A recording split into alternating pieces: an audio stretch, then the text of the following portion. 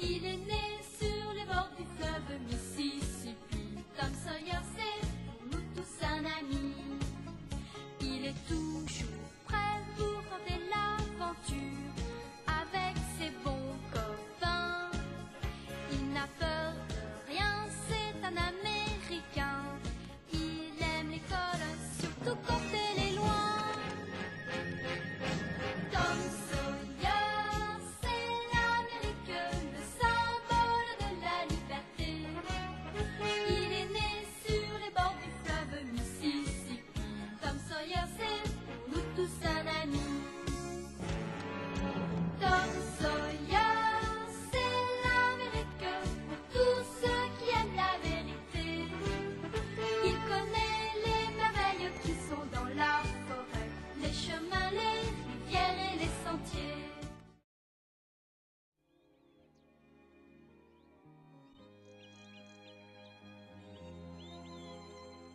Encore 2 ou 3 et ça devrait suffire. À cette heure-ci, Tom est encore au lit, je suppose. Oui, bien sûr. Je vois que tous les ennuis qu'il a eus ne l'empêchent pas de dormir. Quand je pense que tout le monde le croyait noyé quelque part au fond du Mississippi, et le voilà qui réapparaît pendant son propre office funèbre. Et pendant tout ce temps, il se trouvait sur l'île. Mais oui, il se trouvait tout près d'ici avec ses amis Ben et Huck. Merci. Voilà, j'en ai assez. Bon, à tout à l'heure. Mhm.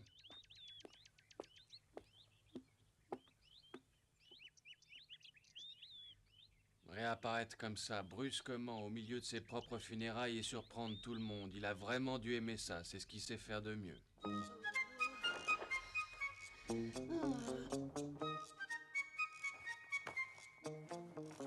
Tom, lève-toi, il faut qu'on parte à l'école. Tom, allez, dépêche-toi ou tu vas encore arriver en retard. Ah, c'était vraiment formidable là-bas, tu sais. Tu veux dire la vie de pirate là-bas, tout seul sur ton île? Ouais, là-bas, on dort tranquillement et personne vient t'embêter le matin en te demandant de te lever pour aller à l'école. T'es allé un peu trop loin peut-être, hein? Et pourquoi ça? Bah parce que tu as manqué l'école pendant plusieurs jours. Moi, j'aurais préféré la manquer pendant des mois entiers. Monsieur Dobbins va sûrement te punir. Oh, et y a pas de raison. Il va te fouetter. Tu crois? Oh oui, tu le connais. Il doit t'attendre avec impatience. Mais cette fois, j'irai pas l'en empêcher. Oh, quand j'entends ça, j'ai vraiment pas envie de me lever.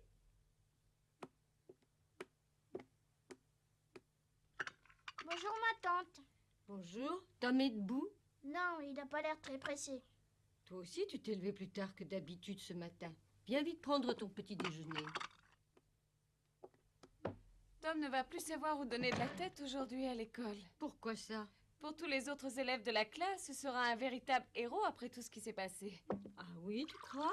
Bien sûr, on l'a tous cru mort, noyé dans le Mississippi. Le shérif a fait tirer du canot au-dessus du fleuve, comme on fait dans ces cas-là.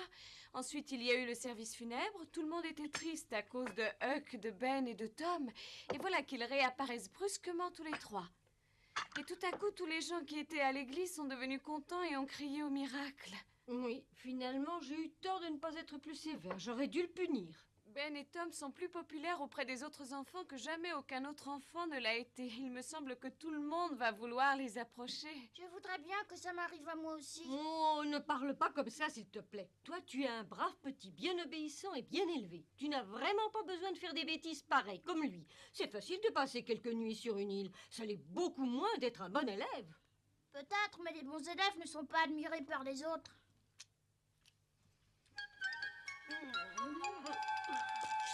Bon, et si je me levais?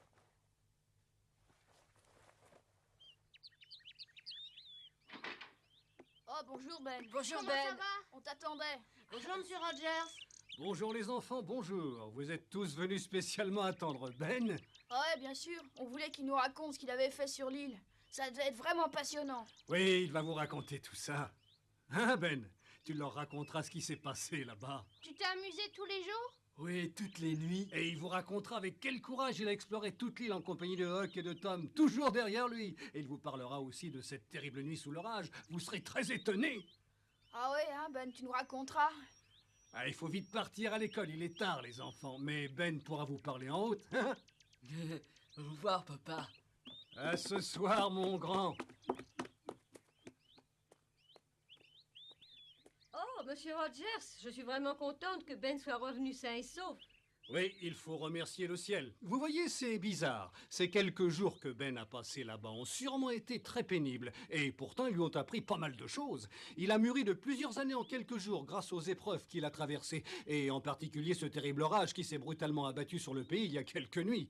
Il m'a raconté que pendant toute la nuit, il avait dû rassurer Tom et Huck. Vous avez de la chance d'avoir un fils pareil. Au revoir, César.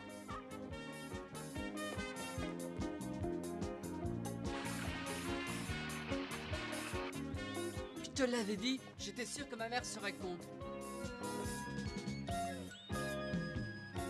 Il faut bien comprendre qu'on était des pirates. Et que des pirates, ça n'a peur de rien. La nuit de ce terrible orage, il y a un éclair qui est tombé entre nous trois. Non. Et alors? Et alors, je me suis dit que s'il était tombé 2 ou 3 mètres plus de mon côté, j'aurais été réduit en cendres. Mais faut quand même que tu as eu peur à ce moment-là. Mais non, pourquoi voudrais-tu que j'ai eu peur? Moi, en tout cas, si j'avais été avec vous, j'aurais eu peur et j'aurais sûrement pleuré. Mais non, j'aurais été là et je t'aurais consolé. Tu devrais savoir que le capitaine Tom Sawyer est très gentil avec les filles. Tiens, Becky. Becky, Tom me raconte comment il a vécu plusieurs jours sur l'île. C'est passionnant. Tu vas bien vouloir répéter tout ça, Becky? Mais oui, bien sûr, Becky. Ce n'est pas la peine, merci. Ces histoires-là ne m'intéressent pas. Bon, à plus tard. Mais Becky, ne pars pas, attends-nous. Elle n'a pas l'air très gaie. Alors, Tom, qu'est-ce qui s'est passé d'autre sur l'île? Oh, on avait trouvé une petite caverne en explorant l'île. Et quand il pleuvait, on allait s'y réfugier. Hé, Huck, bonjour. Alors, tu te rends intéressant auprès des filles? Oh, mais non, je me rends pas du tout intéressant.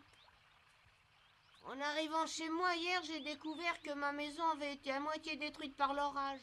Oh, c'est vraiment pas de chance. J'aurais du mal à la réparer tout seul. Oh, t'inquiète pas, j'irai t'aider après l'école. Tu retournes à l'école, je te plains? Ben est passé lui aussi tout à l'heure. Ah oui, Ben, il était seul? Non, ils étaient plusieurs et Ben leur racontait son aventure sur l'île. C'était à mourir de rire. Mais tu sais qu'on est devenus de vrais héros dans tout le pays. Je vois pas pourquoi. Passer quelques jours sur une petite île, ça n'a rien de si terrible. Mais avant nous, pas un enfant du pays ne l'avait fait, c'est bien, non? Et arriver au beau milieu de ses propres funérailles, avoue que c'est pas mal non plus. Oh, te fatigue pas, t'arriveras pas à me convaincre. Tom, dépêche-toi un peu, il faut qu'on parte. Bon, je passerai te voir. Ouais, d'accord. Allez. Qu'est-ce que Tom fabrique avec Amy? Je pensais que c'était Becky qui l'intéressait. Il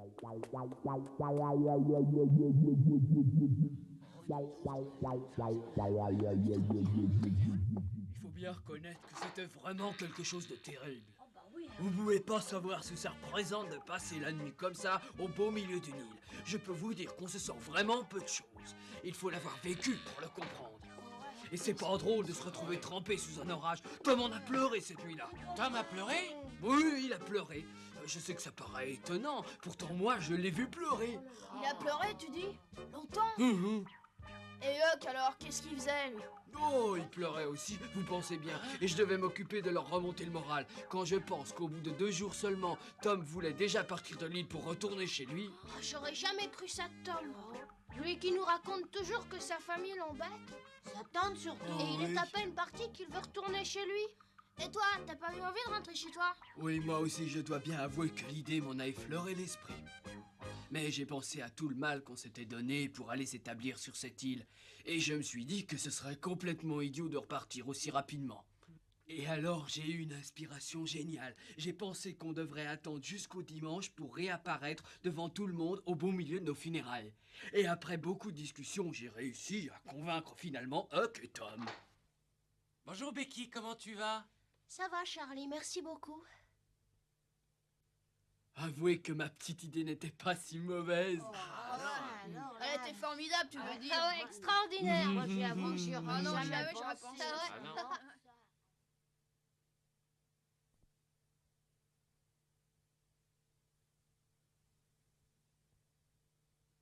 Ô Seigneur, accepte de recevoir ces petits auprès de toi, ces chers petits anges que plus jamais personne ne reverra et que plus jamais personne n'entendra. La, la, la, la.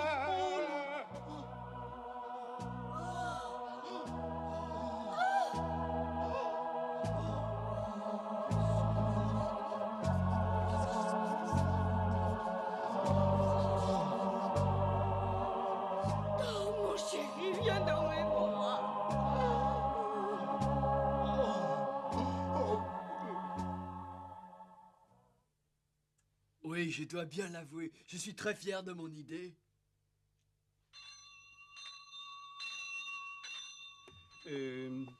Monsieur Dobbin, s'il vous plaît.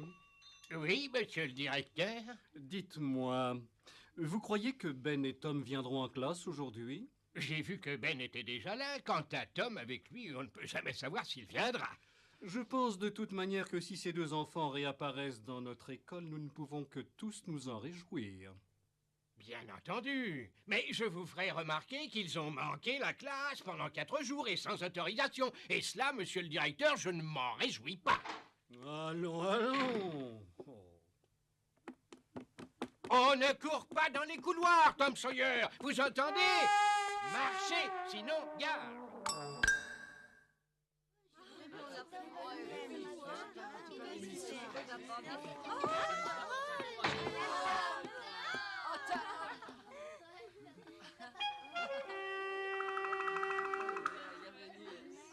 Bonjour, bonjour là-dedans. Me revoilà, salut. Oh, Tom, je tiens à te féliciter, tes funérailles étaient vraiment réussies. Ah oui, vraiment formidable. Oui, et d'après toi, qui a bien pu imaginer ce plan? Silence. J'ai raconté à tout le monde avant que t'arrives comment ça s'était passé sur l'île. Pas la peine de recommencer. Ah oui, déjà? Ils ont dû être très surpris. Ça oui, alors? Ah, y a de quoi. Autant vous le dire tout de suite, je ne suis pas content ce matin. Thomas Sawyer! Et toi aussi, Ben Rogers! Voulez-vous vous lever tout de suite? La ville tout entière a été très gentille avec vous. Mais je dois vous préciser que d'aussi mauvais élèves que vous ne méritent pas une telle clémence. Vous avez manqué la classe pendant 4 jours et vous avez plongé vos familles dans l'angoisse la plus totale. Aussi vous procurerai-je le temps d'une bonne réflexion pendant que vous recevrez chacun 20 coups de cravache bien mérités. Hein? 20 coups, c'est beaucoup. Non, c'est vraiment le minimum. Lequel de vous deux va commencer? Ben, vas-y le premier. Non, vas-y, je te suis. Attendez, ça n'est pas juste au fond de vous administrer la même punition. Je voudrais bien savoir tout d'abord qui a eu l'idée de partir sur cette île. Et surtout, lequel de vous deux a eu l'idée machiavélique de réapparaître au beau milieu des funérailles. Alors, celui de vous deux qui a entraîné l'autre, qui était le chef en quelque sorte, recevra 30 coups de cravache et l'autre seulement 10. Bon, alors lequel de vous deux était le chef? C'était Tom ou Ben? Quelqu'un le sait? Toi peut-être, ami? Je t'ai vu arriver à l'école en compagnie de Tom et je suppose qu'il t'a parlé en chemin. Alors, dis-moi tout de suite lequel de ces deux garnements était le chef. Alors, ami, réponds-moi vite, c'est un ordre. Mais je ne sais pas, monsieur. Tu le sais et tu vas le dire. Mais non, monsieur, je n'en sais rien du tout. Ami, fais attention à toi.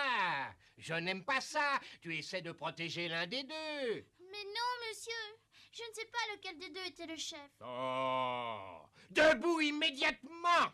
Oh, mais je n'ai rien fait de mal. Arrêtez, monsieur Dobbins. Ami ne sait pas qui c'est. Tiens, tiens. J'aurais parié que c'était toi.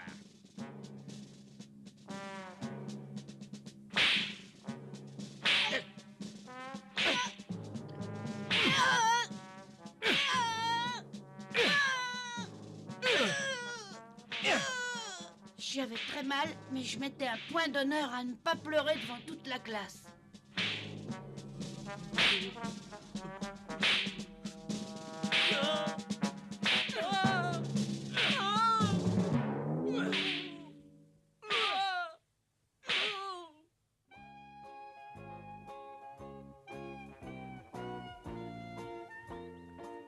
Comme le radeau avait été emporté par les eaux, il n'y avait pas le choix. Il fallait nager vers la rive du côté d'Illinois, c'est-à-dire à 250 mètres. Et en plus, il y avait un courant terrible. Vous me connaissez tous, et sans vouloir me flatter, je crois être un très bon nageur. En atteignant la rive, j'avais été déporté au moins 800 mètres plus bas par le courant. Ah oui, tant que ça, mais c'est énorme. Et Franchement, j'ai failli faire demi-tour à un moment. J'avais encore jamais vu un courant pareil dans le Mississippi. Mais tu as continué? Ouais, heureusement. Et tu es arrivé finalement? Qu'est-ce que t'as fait alors? À peine sur la rive, je suis partie en courant. Il fallait absolument que je prenne le dernier bateau qui traversait le Mississippi. Et alors tu es arrivé à temps? Une minute, je voyais à peine devant moi, mais j'ai couru le plus vite possible. Je ne pensais qu'à une chose, c'était courir vers la lumière que j'apercevais. Mais d'où elle venait, d'où cette elle lumière? venait? Mais du bateau, prêt à partir, que je voyais là-bas. Loin. Pourquoi tu restes à l'écart? Mais c'est Charlie. Si tu veux bien, j'aimerais que tu me lises un passage de ton livre. Attends, je vais le chercher. Et après? Alors, on t'écoute, Tom, qu'est-ce que t'as fait? Oui, bah alors le courant m'a déporté à 800 mètres de l'endroit où j'avais pensé arriver. Heureusement, je suis un bon nageur. Mais tu nous l'as déjà dit tout ça. Dis-nous plutôt si tu es arrivé au bateau à temps. Oh, pardon, oui, le bateau avait pris un peu de retard, ce qui fait que je suis arrivée juste avant qu'il parte. Et grâce à l'obscurité, j'ai pu sauter dans le canot de secours sans être vue.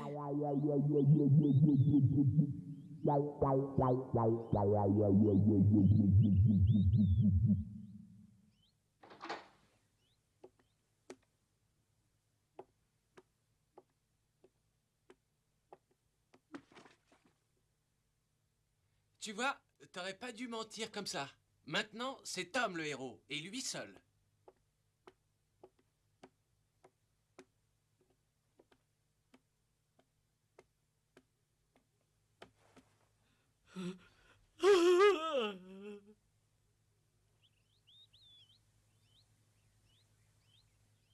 Aujourd'hui, je vais te lire l'histoire d'un héros suisse, là-bas en Europe. Il était très adroit à l'arbalète et s'appelait Guillaume Tell. Tiens, regarde les images. Le tyran qui opprimait le pays l'avait obligé à passer une terrible épreuve. Il avait fait poser une pomme sur la tête du fils de Guillaume pour qu'il la touche avec un de ses traits d'arbalète pour prouver son adresse. Becky, tu écoutes ce que je te lis ou tu veux que j'arrête? Oh, mais je t'écoute. Guillaume Tell avait offert une pomme à son fils et... Tu vois, t'as pas écouté. Oh, excuse-moi. Je sais bien que tu es comme tous les autres et que tu veux écouter Tom. Non, ce n'est pas vrai. Oh, allez, c'est pas de te défendre, je le sais bien.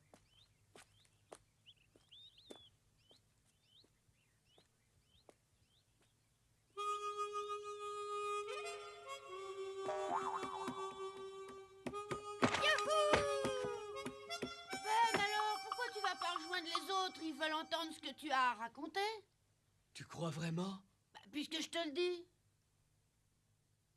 Tom, pardonne-moi. Je me suis un peu laissé emporter et j'ai menti sur ce qui nous était arrivé. Qu'est-ce que t'as dit? Ben, par exemple, j'ai raconté que tu avais pleuré et que c'est moi qui avais eu l'idée de rentrer dimanche. Oh. Tu comprends, ils étaient tous là à m'admirer et à boire la moindre de mes paroles. Et à ma place, tout le monde aurait fait pareil. Ouais, peut-être bien, Ben. Allez, va, je te pardonne si ça te fait plaisir. Non, c'est vrai. Oh, oh. Mais oui, tu as raison, j'aurais fait comme toi. Alors tu ne m'en veux pas? Mais non, va vite raconter tes aventures. Oui, j'y vais. Mais dis bien la vérité cette fois. Tu sais que ça me fait encore rudement mal. Oh, je t'ai juste frôlé, n'exagère pas. Frôlé, tu parles? Non. Tom, Becky attend que tu ailles la voir. Raconte pas d'histoire, s'il te plaît. Oh, mais je te raconte la pure vérité. Alors c'est vrai, tu dis qu'elle veut me voir? Mais oui, elle est assise dehors et elle t'attend sur le banc. Oh, merci, Charlie. Ils commencent à me fatiguer, les héros.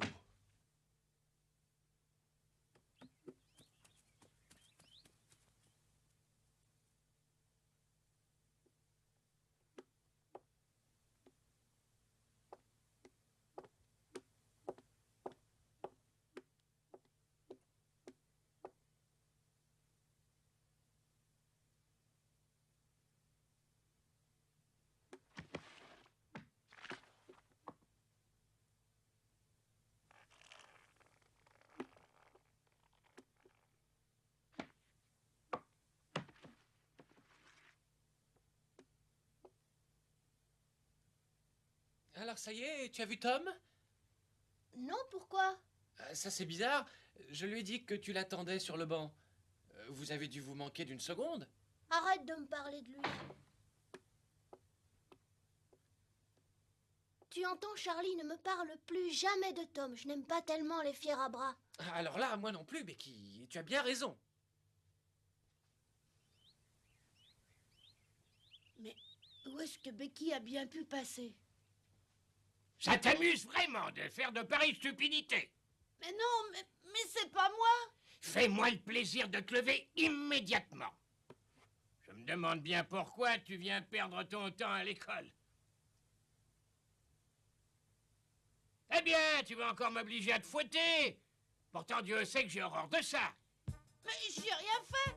C'est pas moi, je vous le jure. Tais-toi, n'aggrave pas ton cas. Tu vas recevoir 30 coups de cravache. Allez, viens.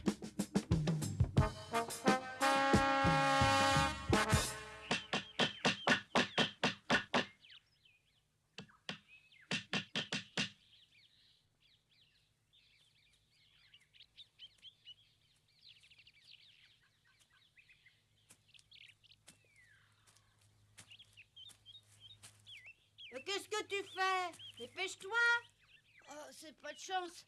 Mais je vais pas pouvoir t'aider à réparer aujourd'hui. Ah bon? Pourquoi ça? Ah, parce que j'ai trop mal. Dès que je bouge, j'arriverai pas à grimper jusque là-haut. Qu'est-ce que tu racontes? C'est encore une excuse pour aller prendre le thé chez Becky? Oh non, alors, c'est malheureusement vrai, j'ai très mal. Oh! Attends un peu et tu seras bien obligé de me croire. Oh là là!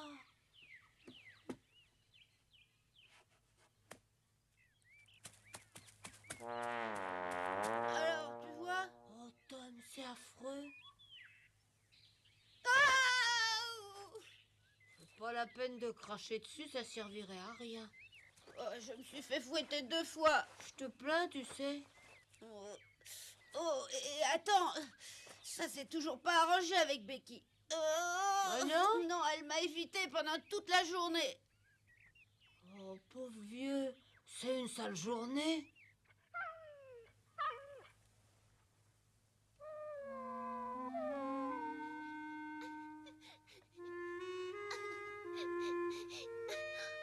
J'ai vraiment été très méchante.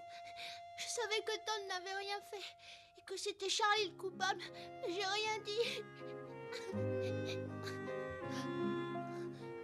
Mais demain, je parlerai à Tom. Je me suis assez montrée égoïste.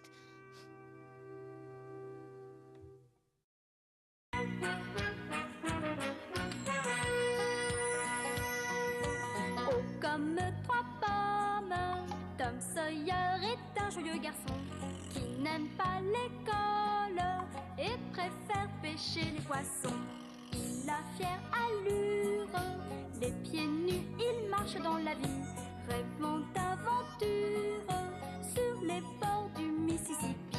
Ses copains, c'est Huckleberry, Joe et Jim et le monde. La maison, c'est Sid et Mary et tante Polly qui gronde.